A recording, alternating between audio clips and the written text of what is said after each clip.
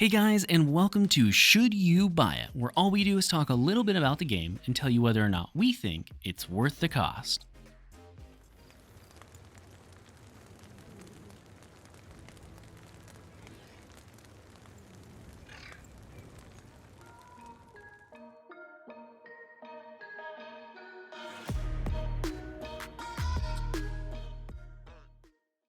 In this episode, we'll be playing Timberborn, the survival colony sim where you will play as industrialized beavers and attempt to survive the harsh summers as long as possible.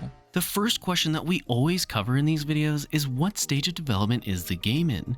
And in this case, Timberborn is currently in early access and available on PC for $25. So what exactly is the game? Well, Timberborn is a game that tries to focus on the survival element of many colony sims. The whole idea is that your colony of beavers will need to survive the summers. Most, if not all, of the water on the map will dry up in a sort of drought. When this happens, you'll have to survive off of the food and water storage that you've created beforehand. Since you'll be playing as industrialized beavers, this can be accomplished in a number of different ways. The most clear and obvious way is to build structures like water tanks that will hold a specific amount of water for you. And then there's the somewhat more complicated way of building a series of dams. The reason I say somewhat more complicated is because of how the water physics work, which will play a big role in how you plan out your city. Let's say, for instance, you placed a dam too high in the wrong spot. Well, the water will try to creep up to the height you have it at, or in some cases, the water may become stagnant. Stagnant water isn't necessarily bad, but if you are using water wheels for power that require moving water, then they will do absolutely nothing in those cases. The water could also overflow, causing a flood, which will make your building stop working. Don't worry though, as since you're a colony of beavers, no one's going to drown. The ultimate goal of building dams, of course, is to store up water during the droughts. This will then make you able to get water for your colony even during the dry season. Your city, however, will need a lot more than just water to keep all of those beavers happy and alive. This is where the more traditional colony sim elements start to come in. Just like most colony sims, you have to plant your food, gather trees, gather metal, build housing, process materials,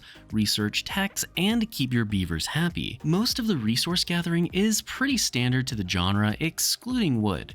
Since we are playing a game called Timberborn as beavers, you're going to need an absolute ton of wood for this game. This means making tree farms in which you have a large variety of tree options to plant. You could plant your standard trees, which will provide you with 3 wood after 12 in-game days, or you could go for some of the 30-day trees that provide you with 8 wood each. The idea is that regardless of which you choose, there will be pros and cons to all of them. The building of structures, however, is rather interesting, as Timberborn actually allows you to build on top of some of the buildings. For an example, you could do what I did and simply build a beaver apartment-like complex where you have multiple stories of buildings with nice decorations, stairs, and places to relax, all tying it together. This keeps your beavers happy and working more efficiently, as well as raises the population of your colony so that you have more workers. One of my favorite things about Timberborn, however, is the progression elements and the way that they are trying to implement them. For an example, the main source of progression for your game is going to be trying to reach a certain level of happiness throughout your city. If you do manage to accomplish this, then you will be rewarded with a whole new faction. Currently, the 2 factions in the game aren't all that different, but they're still different enough that you have to change your gameplay style at least a little bit.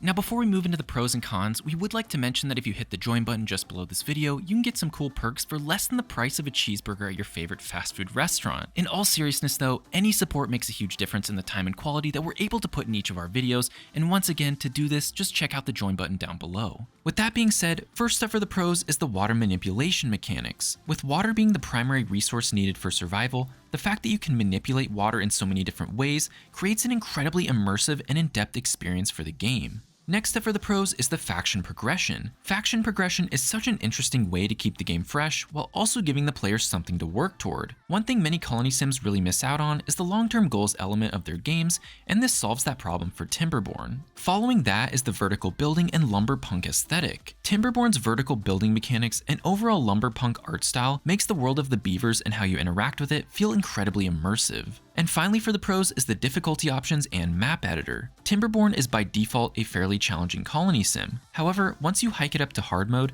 the game difficulty spikes dramatically. The fact that they also have a map editor makes it so that you can create the hardest or easiest game that you want. Now for the cons. And the only real con I have for you is the fact that the game is arguably a little lacking in its depth. Now, what I'm talking about here isn't necessarily in the water or the dam mechanics, but more so the main colony sim elements such as farming, building housing, and all those kinds of things. While they're not necessarily bad, they just seem pretty basic and not very inspired compared to all the other things they have been inspired with in their game. So now it's time for the rating for the game, and when we rate games, we want to get 1 hour of enjoyment out of every $1 that the game costs. So for this game in particular, in Timberborn, we would want to get roughly 25 hours of enjoyment out of the $25 cost of the game. And after putting several played hours into this game, we give it 9 out of 10 potatoes. Timberborn is a great colony sim for just about anyone who might like the genre. It has some very interesting mechanics such as the water manipulation and always keeps things interesting with its somewhat randomized drought times. Yes, it does have some rather basic traditional colony sim mechanics, but the overall survival, art style, and replayability still make this a great game. With all that being said, we feel that Timberborn is without a doubt worth the cost. Now before you guys go, thank you so much for watching, and if you did enjoy the video, make sure you smash that like button and subscribe for more survival game content. I just want to give a big shout out to all of our Platinum and above members, which include Jim Phillips and Caustic FPV, and if you too would like to support the channel, you can check out the join button down below. Otherwise, thank you so much for watching, and we'll see you next time.